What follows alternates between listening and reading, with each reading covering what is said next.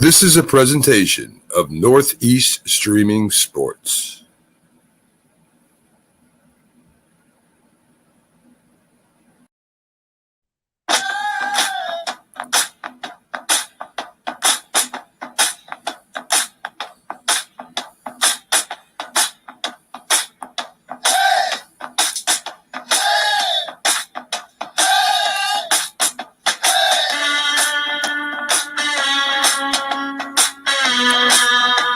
And now here's your host, Frank Lotierzo and Jack Hirsch. Welcome, boxing fans around the world, to the inaugural Glove Fist Boxing Show, where we will cover the news, look back at what's happened, look ahead to what's happened. We're going to highlight a few fighters, some past fights and certain dates. We're very excited to get started. My name is Frank Lotierzo, former writer, part-time fighter, full-time advocate and observer, and I am joined by the esteemed former president of the Boxing Writers Association of America, Mr. Jack Hirsch. Jack, welcome to the show. How are you tonight? Hey, Frank, I'm great. I'm so happy to be talking boxing with you in our inaugural show, but I'm going to tell you, when the show ends, I'm probably going to receive a couple of phone calls from friends who want to talk boxing around the clock, but we save our best for this show.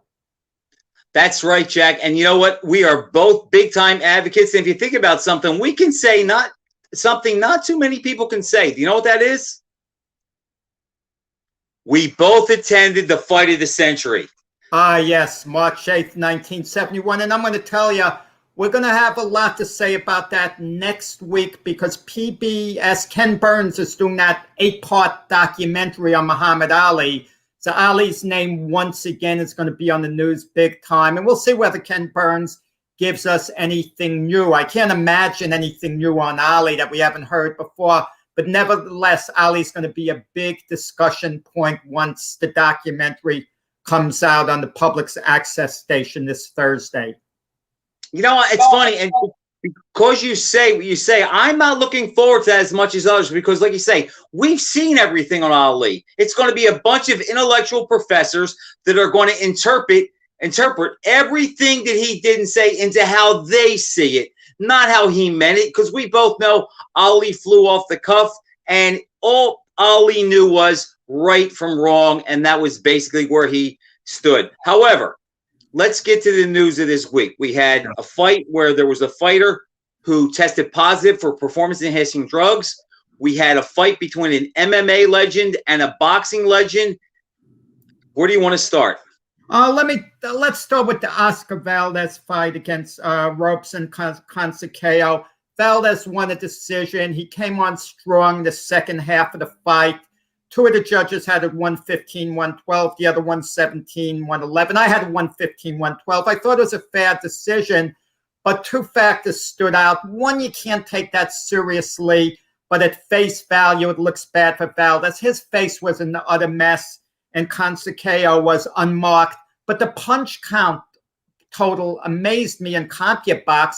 It had Consecao landing so many more punches, which was a major surprise. But it seemed like Valdez won the fight. But the fight was less important, Frank, as to why Valdez was allowed to fight. And I'm telling you, the drug situation, performance-enhancing drugs, boxing hasn't tackled that situation. There were a bunch of fighters who are getting into the Hall of Fame in Canastota who tested positive, even the ones that have been caught. And conclusively, we know, get into the Hall of Fame. It doesn't happen in other sports. It doesn't happen in baseball.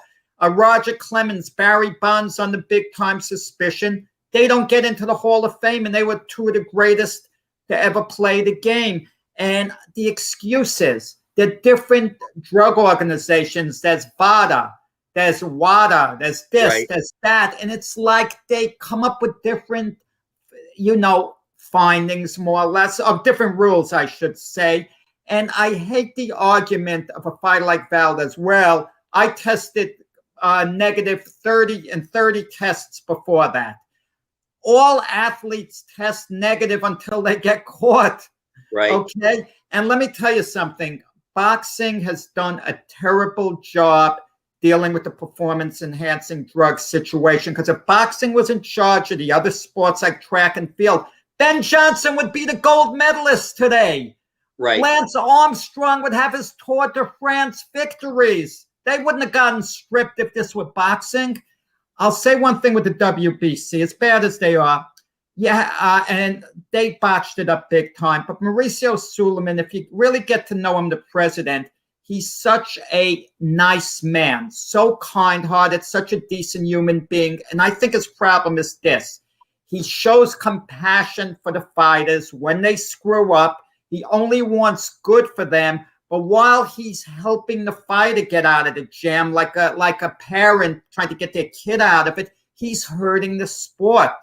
Okay? I have two thoughts on that, Jack. Sure, Frank. Number one, the people that are in control are shoemakers, and they're not pros. And a lot of them are appointed, and they're not boxing guys.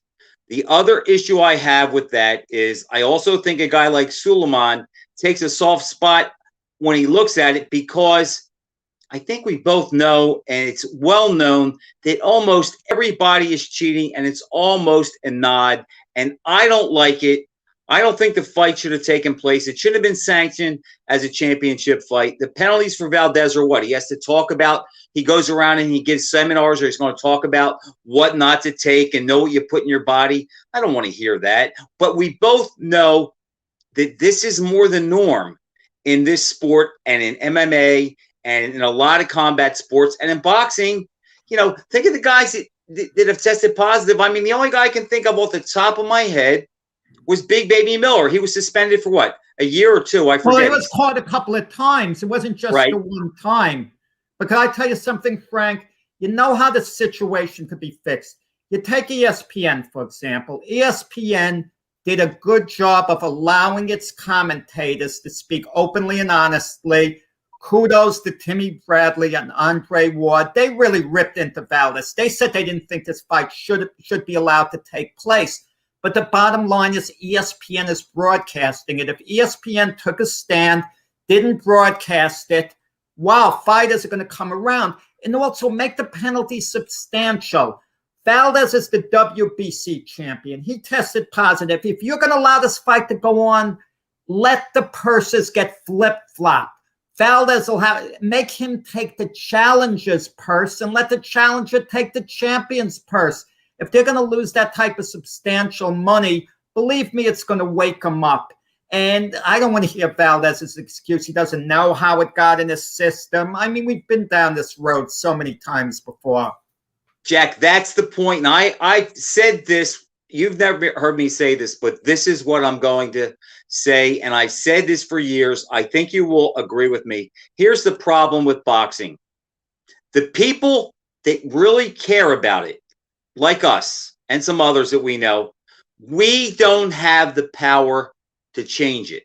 However, the people that have the power that can change it, they don't want to change it because they benefit by it. They make money by it, and they don't care about anything else but except enriching themselves. So I think that's a lot of the problem too, is the ones that care don't have the power. The ones that have the power don't care. And I don't see the situation changing until there are some drastic penalties. But as we've seen, if you're a star and there's money on the line and you bring eyeballs in, you're going to be treated differently. And there was a question asked, what body is in charge of the penalties?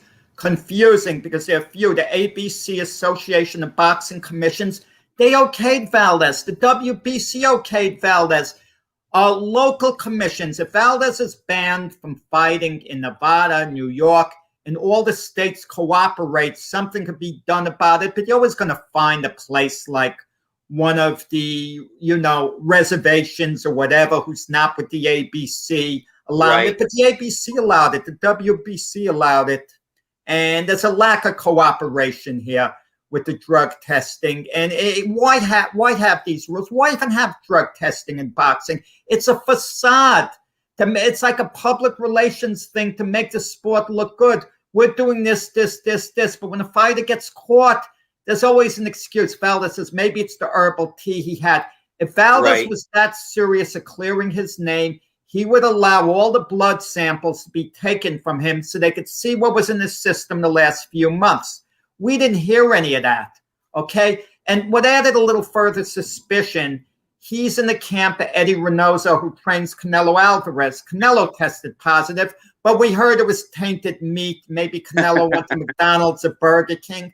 Listen, Frank, it's always possible a fighter athlete is innocent. It's always possible something got in their system. They really didn't know about it. But I'm going to tell you this. I tried to put myself in their spot. If I got caught and I'm totally innocent and have no idea, I would beg them to do everything they can with me. Take my blood, take this to try to, prove my innocence. I wouldn't kind of back off. I would be screaming from the highest hill.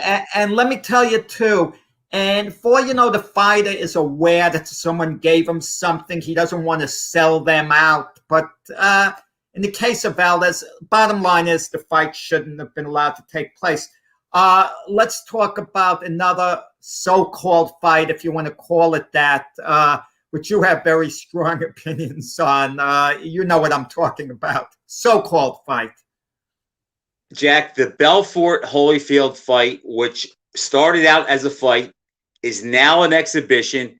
It was a joke. It had to be moved from California because Holyfield could not get licensed. They didn't do any test or anything on him.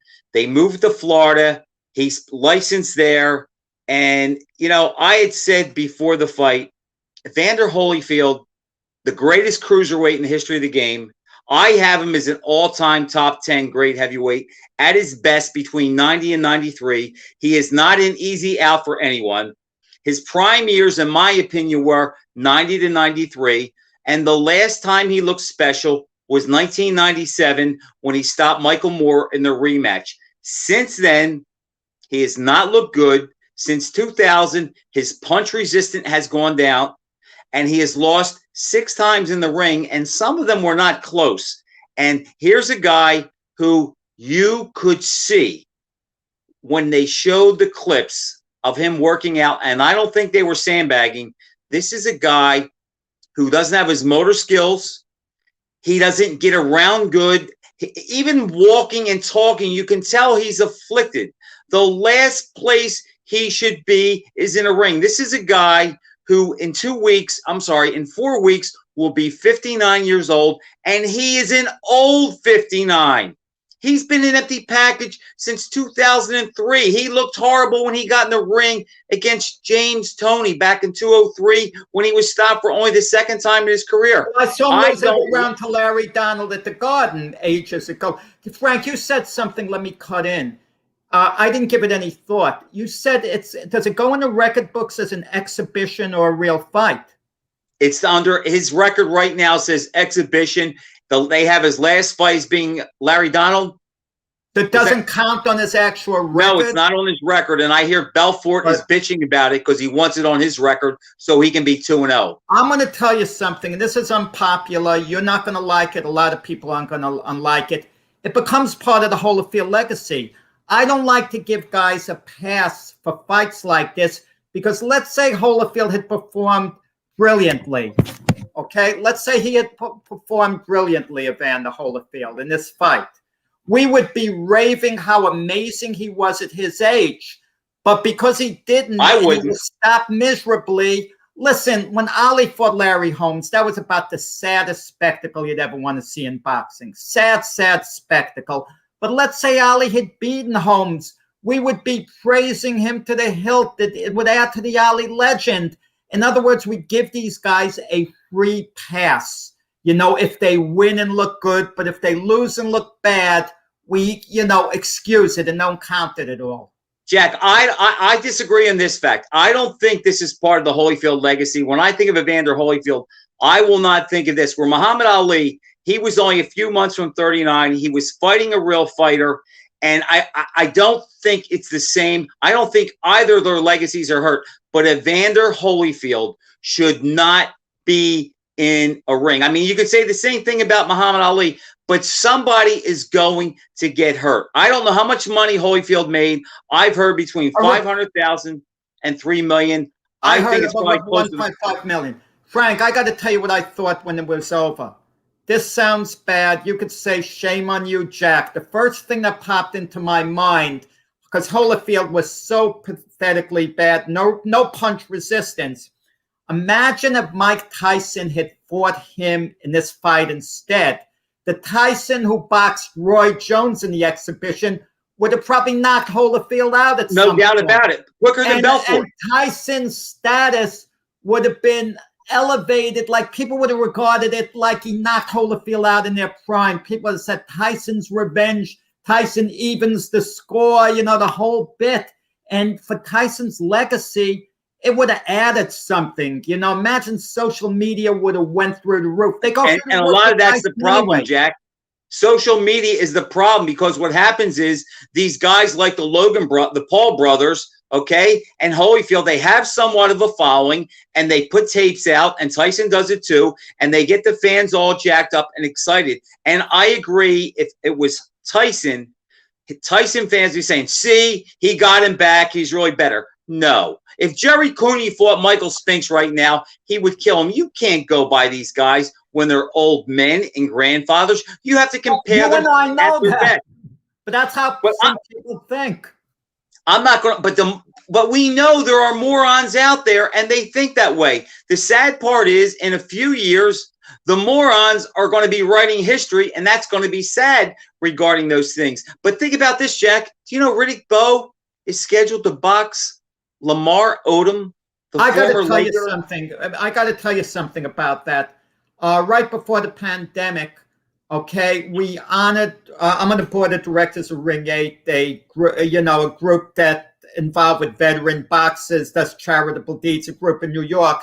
And we had our yearly Christmas party, a big banquet where we give out awards. And Riddick Bowe attended. I'd gotten him to attend. And in the beginning of the banquet, I met Riddick Bowe. I hung out with him. And I could tell the way he was just walking. The man is absolutely not in shape in any way, shape, or form. Any athlete could maybe knock him out now. It doesn't have to be a boxer. You put him in against a 50-year-old former hockey player, could knock Bowe out now. And the thing about boxing, it's not like old-timers day in baseball. These guys are fumbling around. They can hardly throw the ball. They can hardly hit, hardly run, hardly field, but they're not hurting themselves playing that game. But the boxers getting hit for real at an advanced age, this is dangerous stuff. Here's the difference, though. If a baseball player comes back and he used to be a 320 hitter and now he's 280, 260, he's not going to make the team. They're not going to put him in the lineup. In boxing, if you look good and you're shredded a little bit like Holyfield's body for a 59-year-old man looks great, but not to get punched at anymore. And speaking of Bowe, I was around Bowe after he fought Galata the second time. And that was 1997.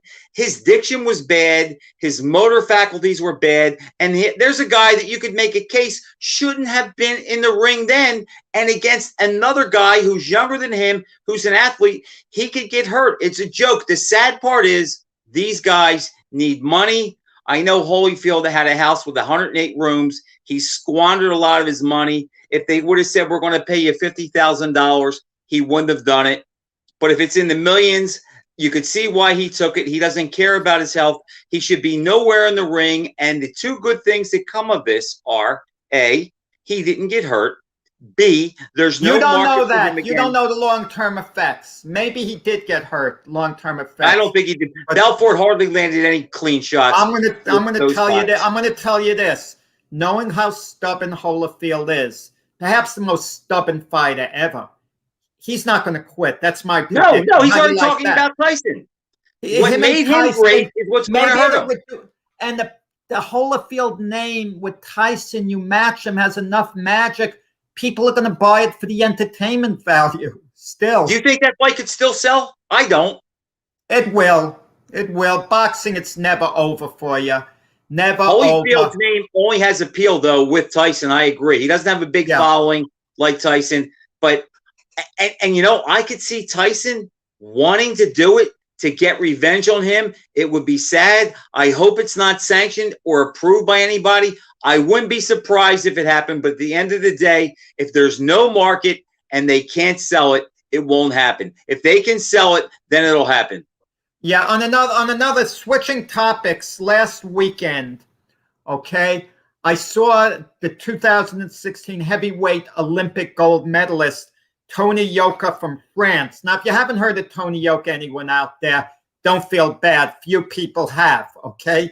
Tony Yoka, he stopped a fighter named Peter Millas. And Tony Yoka, think of it, he won the gold medal 5 years ago. He beat Joe Joyce, who's a ranked heavyweight now, but it was a highly disputed decision. Controversial decision. Right, but the thing about Tony Yoka, he didn't look good. He didn't look like a completely polished model. I mean, technically he was okay. The skill level wasn't there. They're still babying him after 5 years. So I don't really look for much from Tony Yoka. But when you think of some of the other Olympic gold medalists, how long it took him to get there. Muhammad Ali, 3.5, what was it? 3.5 years. 20th fight he fought for the title. After winning, right, and he won the Olympics. Smoking Joe Frazier, who won it in 64, by 1968, less than 4 years after winning the Olympics, he won a partial so-called title against Buster Mathis, but the idea he was in the big time at that point. And when you look at Tony Yoka, 5 years. In other words, what are they waiting for at some point? Well, he wasn't put on ice because he failed a drug test, so he didn't fight for a while. And then with the pandemic, I saw where his promoter couldn't get any money to make him fight. And the way these guys are today, they only want to fight if it's a TV fight for a lot of money. Now, I watched some of Tony Yoka today. He's a big guy, 6'7", 240 pounds. He looks athletic.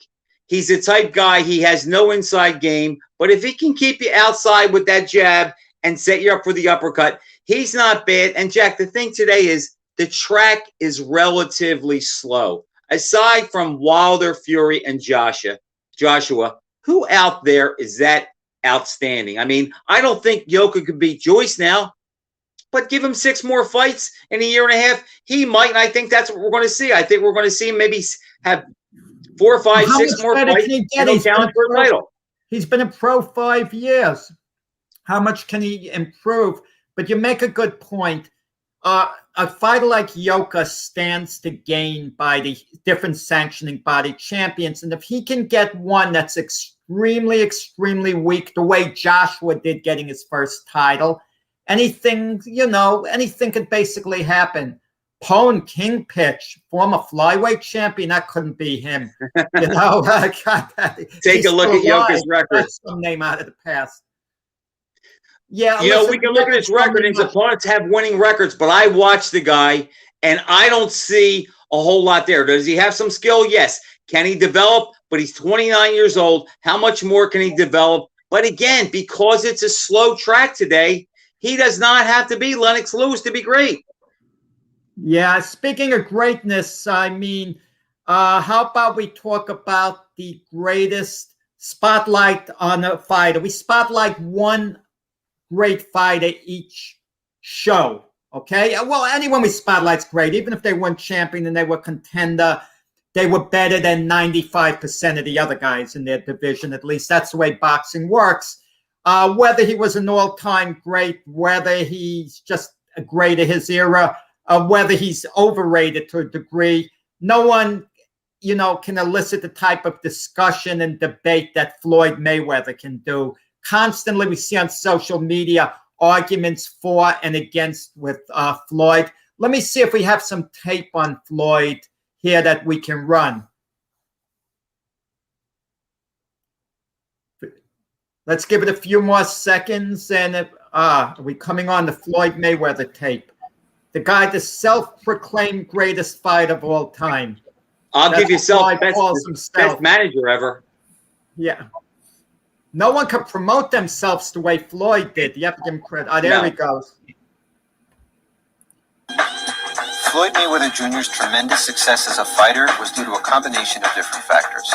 His athleticism, his skill set, his discipline. but it's his in-ring intelligence that sets him apart from most everyone else in his generation. Ask anyone in boxing, and they'll tell you about Floyd's ability to make adjustments during a fight. No fighter in history can make adjustments like me. If you look at the Shane Mosley fight, I made adjustments. If you look at the Ortiz fight, I made adjustments. If you look at the De La Hoya fight in the past, I made adjustments. So, Floyd Mayweather can always make adjustments. But what exactly were the adjustments that allowed Floyd to walk away with a W each time out? Let's take a look at some of his most dramatic and effective in-ring adjustments over the course of his career. The 2007 mega fight against Oscar De La Hoya is often remembered for how competitive the rounds were throughout the first half of the fight. Using his jab, De La Hoya was able to back Floyd up against the ropes and limit his offense.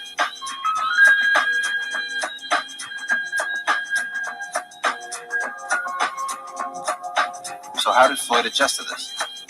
Normally, Floyd counters a single jab with a pull counter. But in this fight, his opponent was throwing double and triple jabs. What Floyd does to neutralize the jab here is more subtle. As the rounds progress, Floyd begins to stretch his lead hand out and pin De La Hoya's right glove. While Oscar's left jabbing hand is still free, this forces him to pause as he anticipates Floyd's own offense. Despite Oscar being the aggressor, whenever Floyd throws, Oscar freezes. Floyd simply has to establish his own jab and keep his output high to limit Oscar's commitment to the jab.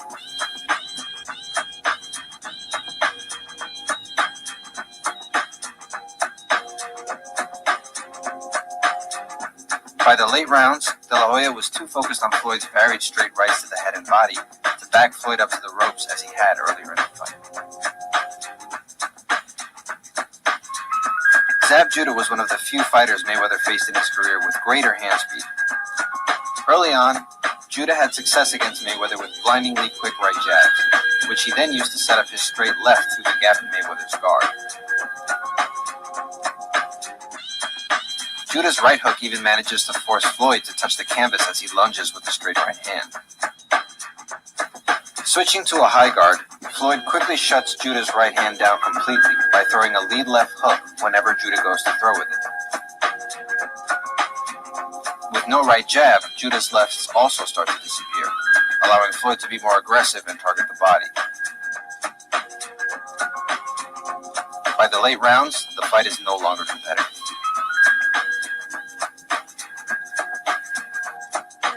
In 2010, we saw Shane Mosley's dangerous power force Floyd to adapt early in order to survive. In round 2, Mosley throws a jab to the body before coming up top with a fast straight right hand. So there you go. So that's it for the video, guys. You guys can have at it now. Floyd Manager is the greatest. Floyd Manager. Notice that I slipped. Floyd Mayweather is the greatest manager in the history of professional boxing. In my opinion, he has 2 signature wins. Diego Corrales is the only outstanding fighter that Floyd beat when they fought. Corrales was undefeated, the top of his game, and that was the one time Floyd went into the ring. I did not feel 100% confident that he was going to win. I believe he had Corrales down 5 times. He looked great. He timed him. He was so deadly accurate in that fight. It was his signature win. After that fight, he went on to fight. He had some good wins, but I believe he lost to Castillo at lightweight. He clearly lost the first fight. I give him credit. He adjusted in the second fight. I had it He a won draw that. for what it's worth, the first Castillo fight. I thought a draw was in order. That's just my opinion. Jack, I was a huge Mayweather fan back then, and I thought he clearly lost the fight. And I remember turning to my wife and say, you know what? HBO has a problem because their money guy just lost. If his name was Merriweather, I doubt he gets a decision, but he got the decision and they salvaged it. He beat Castillo cleanly in a rematch, and then he moved up in weight. And I believe that it all changed when he became a welterweight, and when he fought De La Hoya, which we just saw. De La Hoya was inactive. He was not a full-time fighter then. It was a money grab, and Floyd piggybacked off of De La Hoya into becoming a star. If you remember, that's when they did 24/7, and after that fight, Floyd went to the WWE, he fought the Big Show, and Vince McMahon pulled him aside and said, look, you have a style that is not fan-friendly. Only boxing advocates know what they're watching. You have to become a heel and focus on being undefeated. You are not the boy next door like Leonard or De La Hoya. You have to become the heel and trade off of being undefeated. Jack, his other impressive win, the further we get away from it, is Canelo, but we both know he fought him when he was green, and Canelo had to come in at 152. Is Canelo was improved after, but Canelo was well established. Canelo wasn't this novice on the way up. He was very established. It was a great win for Floyd. And Canelo got better afterwards, true. But I'll be honest, Canelo wasn't going to beat Floyd at any point in his career, just with styles. But the De La Hoya fight's very intriguing because De La Hoya was clearly past his peak, and he ran Floyd fairly close. That leads me to think De La Hoya in the prime of his career, if he fought Floyd 10 times, maybe it goes 5-5. Maybe Floyd wins 6-4. Floyd does no better than 7-3 at best. Maybe Oscar does 6-4 against Floyd. Floyd had a tendency, which reflected well on him. He would come on late at the end of fights. I mean, Shane Mosley started well. Mosley was past his peak. Floyd came on. Zab Judah did well for 4 rounds. Floyd came on. Miguel Cotto still had something in the tank. And Floyd... Yeah, but here's my issue. Here's my issue. And we're going to preview a fight, look back at a fight after this, and Leonard and Hearns, the first fight. But here's my issue with Floyd. You take his big name opponents that he beat, okay? Oscar De La Hoya. He beat him 8 years after Mosley took him apart, okay, at the same weight. So what is so monumental about Floyd winning that fight? And then he beats Mosley 8 years after Vernon Forrest took him apart twice. Cotto, he beats him in 2013, 5 years after Margarito beat him, and it was how many years after he fought Pacquiao in 2009? 4 years after Pacquiao destroyed him. So my point is, who is Floyd's signature win? It's Diego Corrales. Is that a great win? I don't know if it's a great win. It's outstanding. And Floyd, they talk about him being a great defensive fighter. Okay, but he was one of the best defensive fighters in history. Okay, but he sacrificed a lot of offense compared to guys like Benitez and Tony. Floyd would only hit you back with a jab or a pot shot after he made you miss. Compared to the other guys, when they made you miss, they made you pay. Floyd was either on offense or defense. But at the end of the day, when I think of Floyd Mayweather, I think of a guy who picked his spots and managed his career to be undefeated. I think right now, at this point in his career, Terrence Crawford looks more impressive than Floyd Mayweather at 35, 40, and 47. But Terrence Crawford isn't going to go undefeated because he's not going to pick his spots like Mayweather did. And when we talk about great fighters, Jack, I got to tell you, I followed this sport vehemently since 1965. If we're having a conversation about great fighters, Floyd Mayweather would not come into my mind unless you mentioned him. Well, you have to judge in eras. You look at the old timers, how often they fought. I mean, when the great Sugar Ray Robinson suffered the first loss of his career against Jake LaMotta after winning a ton of fights. He had a long, unbeaten streak. He was 40-0 when he lost to LaMotta. Right, he fights LaMotta 3 weeks later. And in between that, he has a fight against a fighter, Jackie Wilson, a top-of-the-line fighter. Can you imagine that? Can you imagine in this day and age you suffer a major loss and 3 weeks later you're in with the same guy? You mentioned Terrence Crawford. You know what Terrence Crawford should have done if I was advising him? The smartest thing he could have done was sit down with Top Rank and say, I want to fight once a month for a full year. A take back to another era. That would have made him so popular. Not the toughest opponents. You'd beat guys like Louis Collazo, guys with a little bit of a name, but just the idea he'd be fighting each month. What bothers me about Mayweather, and it bothers you a great deal, he avoided some of the biggest challenges. When Antonio Margarito was at the top of his game in the most feared fight in his division, Mayweather avoided that Margarito. He retired. Paul Williams. Another guy. Exactly. But Paul Williams said, I want to fight Antonio Margarito because no one wants to fight him. He's the most feared guy, so I challenge him. And that was Floyd's thing. He would avoid. Paul Williams beats Margarito, and Mayweather retires. Then when he comes back, he makes Ricky Hatton come up to 147, who fought his whole career at 140, and go back to Robinson. In those fights against LaMotta outweighed him by 15 pounds. If Floyd was fighting LaMotta, he would have made him come in at 150. Let me tell you the one fight I would have loved to have seen Mayweather take. He may have lost the fight. I actually think Mayweather at the top of his game would have sprung an upset, okay? When he's a welterweight, Gennady Golovkin was the biggest name in boxing to people in the sense they thought he was the greatest fighter pound for pound. At a certain point, Golovkin, when he was riding high. Mayweather said when they asked him about fighting Golovkin, he said, that would be easy work for me. What had he fought Golovkin and scored that absolute monster victory? And this is the Golovkin before he fought Canelo. And I don't think Golovkin lost either Canelo match. He won the first one. The second one, I thought he edged. But, a draw would have been fair there. But that's another issue. Jack, wait a second, though. You talk about Golovkin. Are you talking about Golovkin having to come in at a catch weight? No. So Golovkin can come in as a middleweight.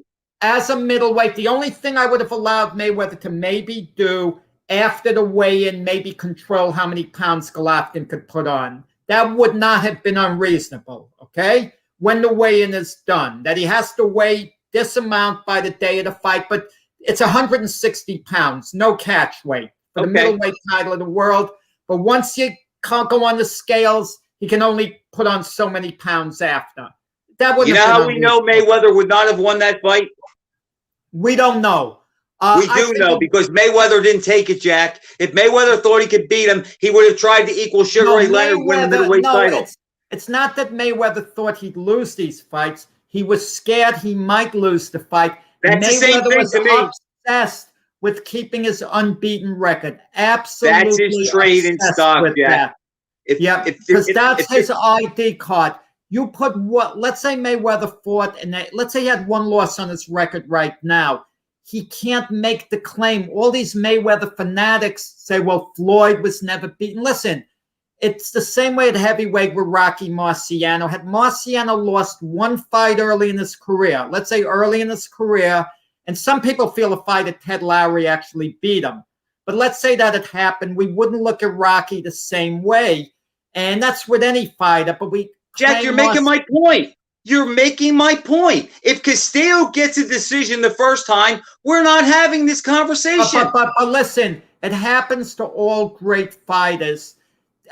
They have that one fight on the way up that they lucky to escape with a win, or they get beaten. Listen, Joe Louis's blip was with Max Schmeling. He got knocked out. Okay, otherwise he would have been unbeaten until he retired. The first time in, 1948 or so. Muhammad Ali, Cassius Clay. I thought he deserved to fight over Doug Jones, but two judges had it 5 rounds to 4 with one even. Imagine Jones had eked out the win. We wouldn't look at Ali quite the same. Joe Frazier and Oscar Bonavena down twice. They all have to fight on the way. I understand that. But here's the difference between those guys and Mayweather. Mayweather picked his spots. Marciano didn't duck anybody. He fought everybody who was out there. Mayweather was the money. He could fight whoever he wanted. And every time he fought after De La Hoya, there was usually some kind of an angle that favored him, whether it was the weight, how many times they were drug tested, what the rehydration weight was. I'm sorry. Mayweather, to me, is a manufactured champion and all-time great. Is he a great? Yes. Is he the greatest of his ever? Perhaps. He's definitely in the conversation, but I still think his record was more manufactured. Frank, when we rate Mayweather, you can't place him against guys like Henry Armstrong, who fought everyone, fought much more. You just rate Mayweather within his own patch. The last 20 years he fought, and do a comparison with the other fighters. Well, if you want to say he's the best of his era, I would go with that to a certain degree. But as far as being one of the all-time greats in the top 20 of all time, no, he's top 50. But one of the all-time greats, we have some video on. I'm not sure whether you'd call him an all-time great. Not everyone would.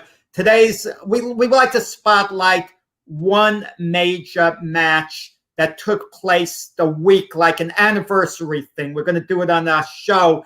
And in 3 days, I think it is, it's going to be the 40th anniversary of one of the most iconic fights in boxing history, the first Sugar Ray Leonard-Tommy Hearns fight. The welterweight championship that all others are measured by. Right, and let's see. I think we have some tape of that, and what a fight.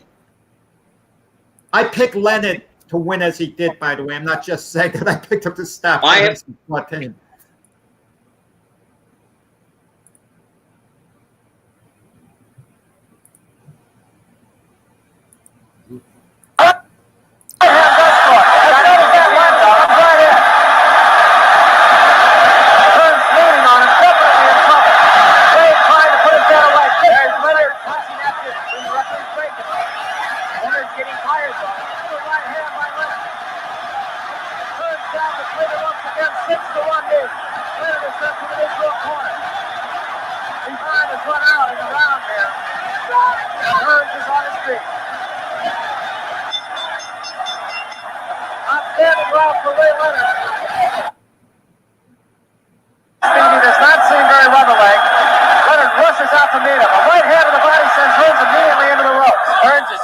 Very, very soft.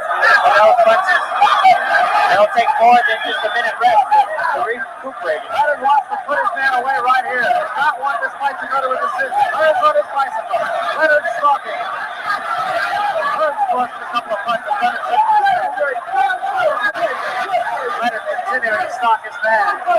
2 minutes remaining. A right hand of that. Hearns on the third set completely. Hearns is not down yet. A left hand. As Ray thought his man was going to go, and he didn't, and Hearns is still on his feet.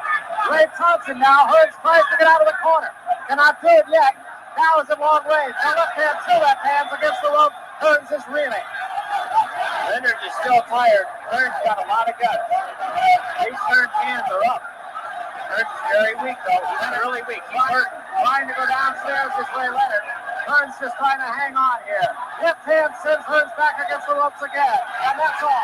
It's over. And Ray Leonard.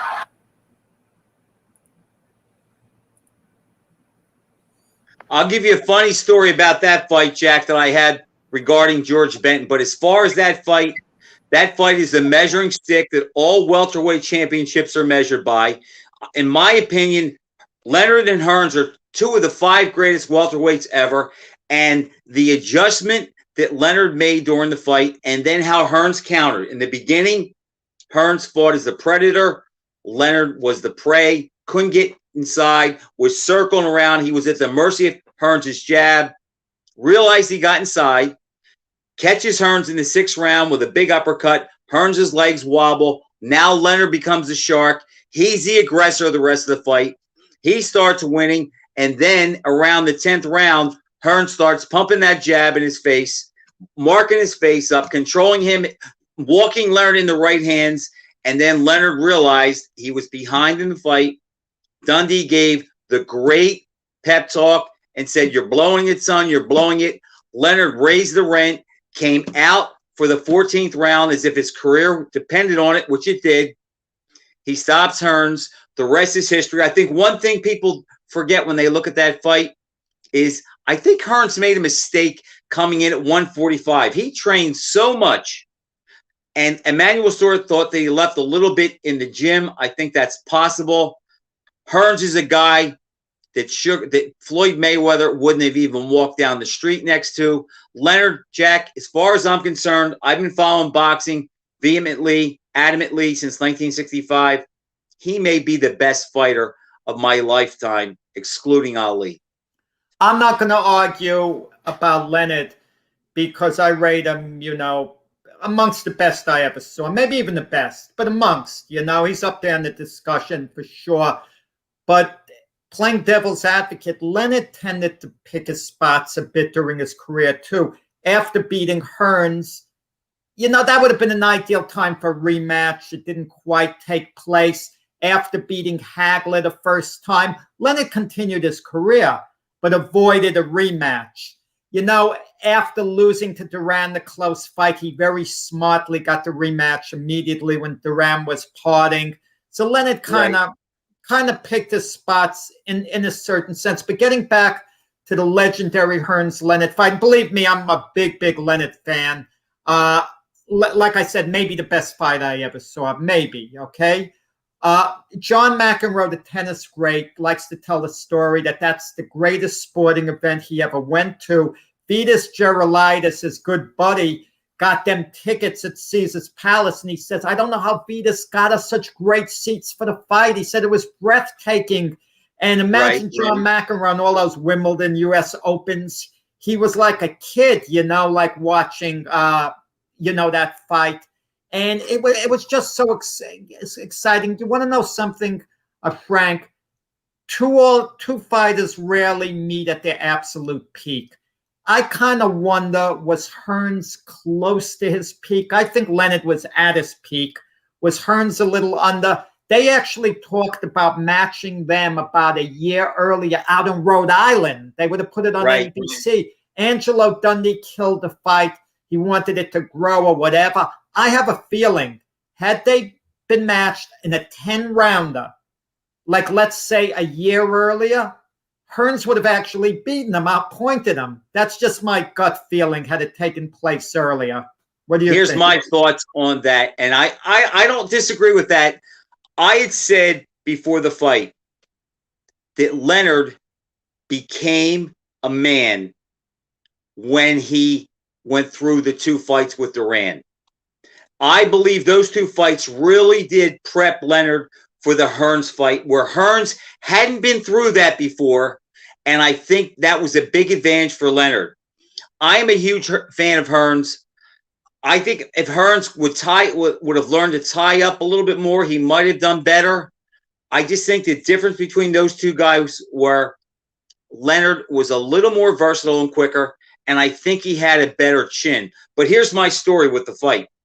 When I used to train at Joe Frazier's gym, George Benton, this is back in the early 80s when I used to be able to pick fights and get the winner, he would always consult me before he would bet fights.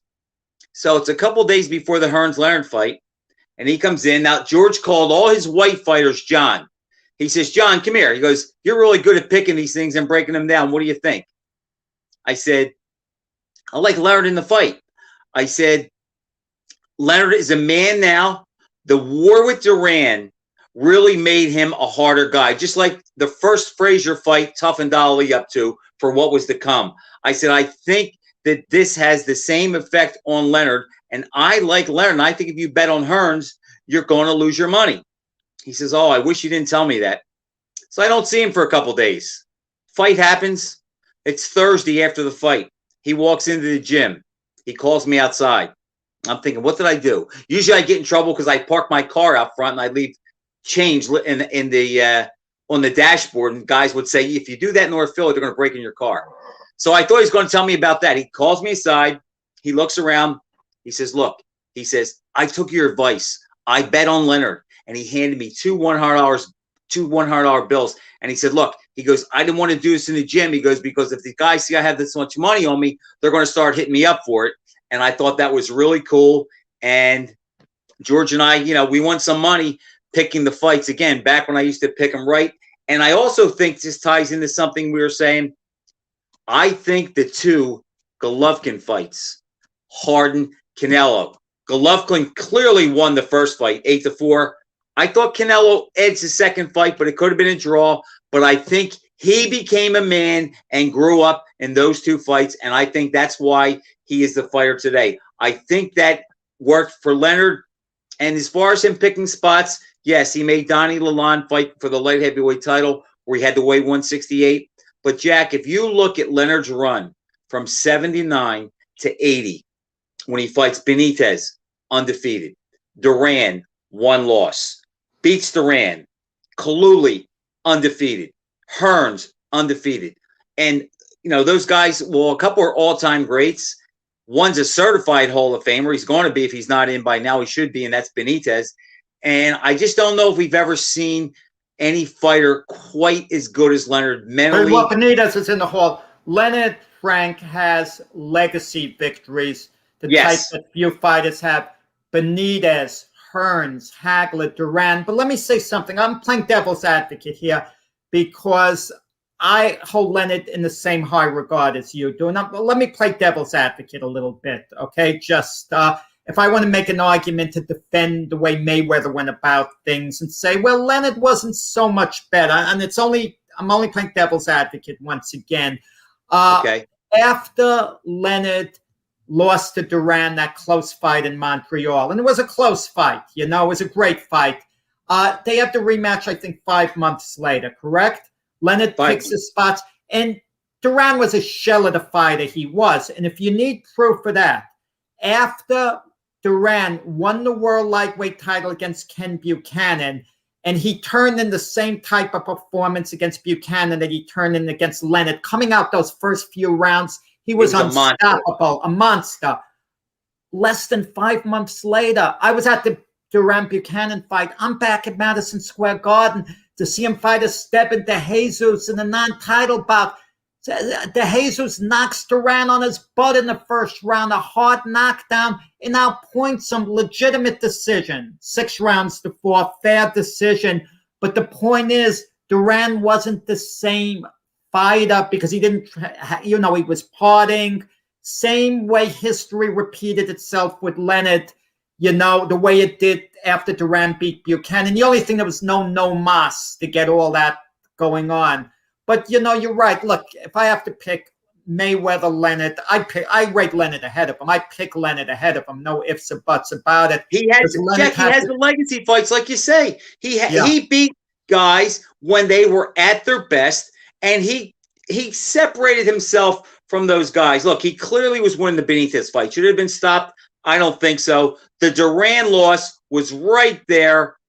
I think he was handling him the second time. I think Duran was frustrated and didn't want to get embarrassed. And I think that's why that ended the way it did. Frank, what bothers me too, this is in boxing in general. People ask, well, who would have won between so-and-so?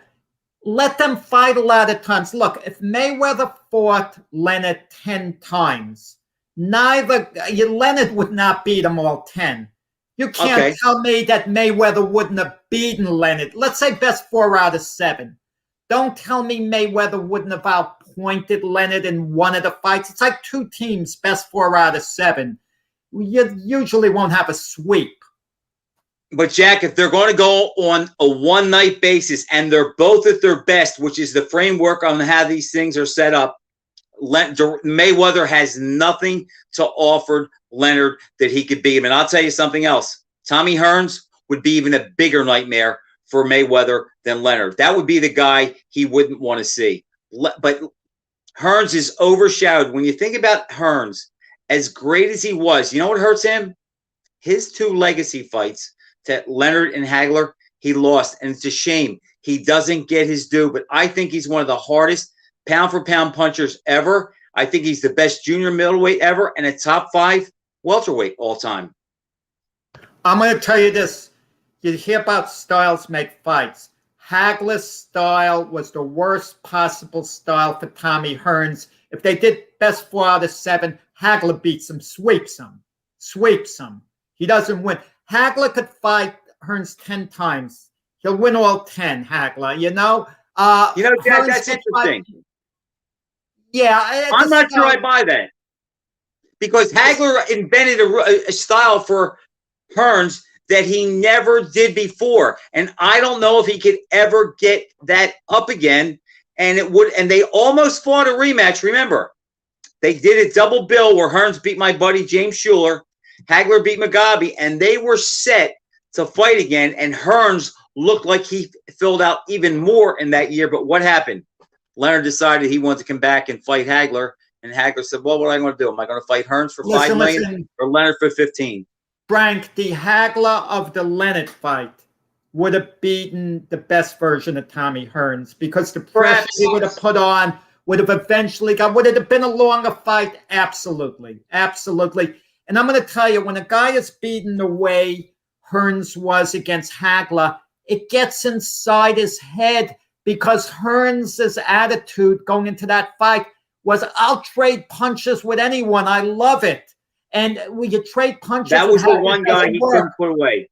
Right. He, in a rematch, he would box conservatively on the outside. It's like Jerry Quarry with Joe Frazier.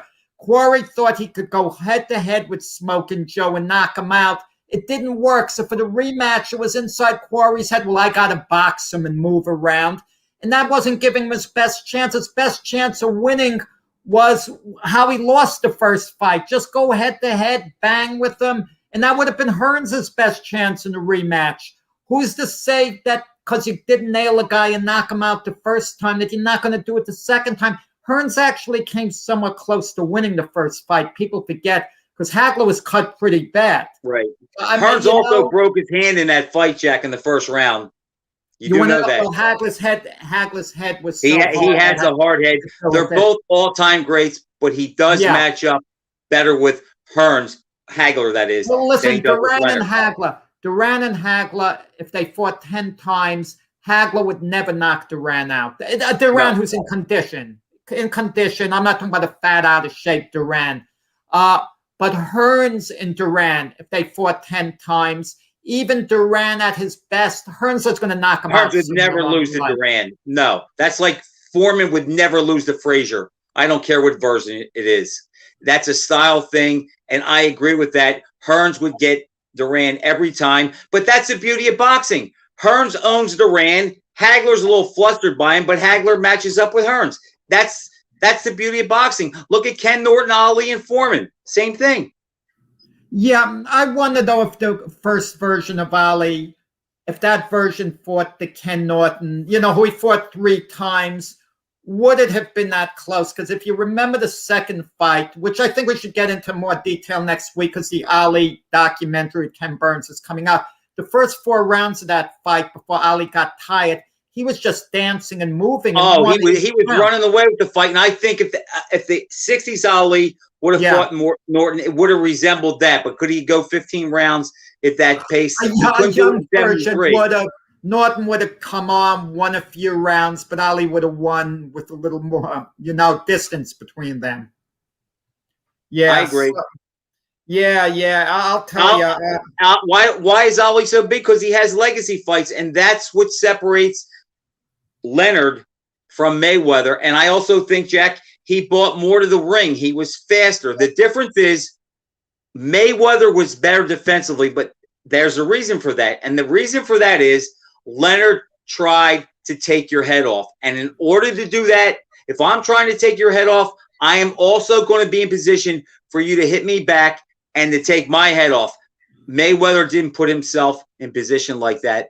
That's why his defense, when people look at him as being the better defensive fighter, he is, because he didn't take risk. We shouldn't talk about Mayweather-Leonard. We're coming towards the end of the show here. I'd like to hear a little more talk Pernell Whitaker against Mayweather. I think the best version of Pernell Whitaker beats Mayweather, but it's such a boring fight. If Mayweather backs off, the worst fight you could see.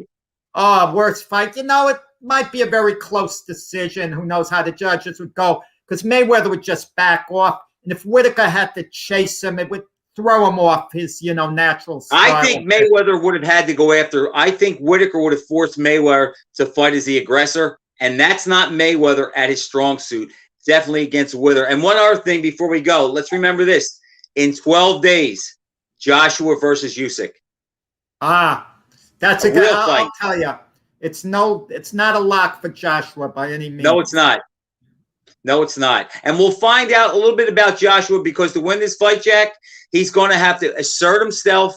And he's going to have to be aggressive. He can't be the Joshua that fought Joseph Parker, because if he's that guy, there's a good chance he'll be outboxed. Just very quickly on the screen, because we're coming to the end. The Marlon Sterling or Floyd Mayweather. You give an edge to Mayweather there. Sterling was great with his cross-arm defense, but I think Mayweather outpoints him. You know what? I agree, but Sterling hung with Curry twice when Curry was Curry, and I also think that Curry would have been a nightmare for Mayweather. The Curry before Huntington. Okay, Frank, I think we're wrapping up basically. Do you want to do the honors? Okay, everyone. Boxing fans, we hope you enjoyed our show.